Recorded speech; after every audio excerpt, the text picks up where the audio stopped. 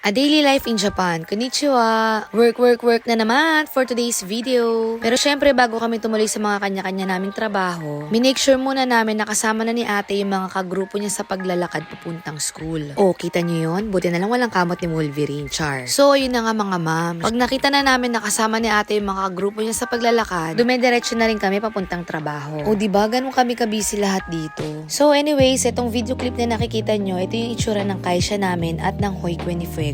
Bago ako tuloy ang mag-login, iniiwan ko muna si Fuego sa Hoikwe. Nakakatuwa nga lang din kasi hindi siya umiiyak at hindi niya pinapahirapan yung nagbabantay sa kanya na sensei. Sobrang natutuwa talaga ako sa trabaho na to. Sobrang lakas ko kay Lord kasi hindi to ganun kabigat. Kaya may oras pa rin ako makapag-umise. Pero syempre napapagod pa rin yung katawang lupa ko, no? Imagine niyo sa everyday routine namin. Gigising kami ng maaga. Ire-ready ni daddy yung obento namin. Papakainin niya si ate. Tapos ako naman binibihisan ko na si Fuego. Pagkatapos naman nun, si ate naman yung bibihisan ko at aayusan ko ng buhok. Pag all set na sila, ako naman yung mag-aayos. Tapos sabay-sabay na kaming lalabas sa bahay. O guys, baka tanungin nyo bakit hindi kami nagsisipagligo sa umaga. Dito po sa Japan, gabi pa lang naliligo na kaming lahat. Para pagising sa umaga, toothbrush, hilamos, bihis, kalas. At ayun na nga, pagkatapos ng trabaho ko at ng Hoikwe ni Fuego, hinihintay namin sila ate sa park. Para sa mga iilan na nagtatanong, may sasakyan naman, bakit hindi na lang sunduin sa school? Guys, walang ganun-ganun dito sa Japan. Lahat ng mga bagets kailangan maglakad. Naku, ilang beses na nga rin ako nasita. Simula kasi na nakakuha ko ng sasakyan, lagi ko sinusundo si ate sa school. At ayun na nga, hanggang sa hindi pa doon nagtatapos ang lahat. Dahil sa sobrang busy at pagod namin, minsan, madalas, kumakain na lang kami sa labas. Kasi sinusundo namin si daddy sa work para makapag-bayad din ako sa omise. Pero syempre, hindi pa rin doon nagtatapos ang lahat. Kasi after ko naman sa omise, check ko lahat ng mga gamit ni ate sa school, assignment, pati na rin yung gamit ni Fuego sa Hoikwe, at yung mga kailanganin namin pang kinabukasan. Nakakapagod, oo. Pero sobrang thankful ako sa lahat ng meron ako ngayon. Ayun lang, salamat po sa panonood. Babush!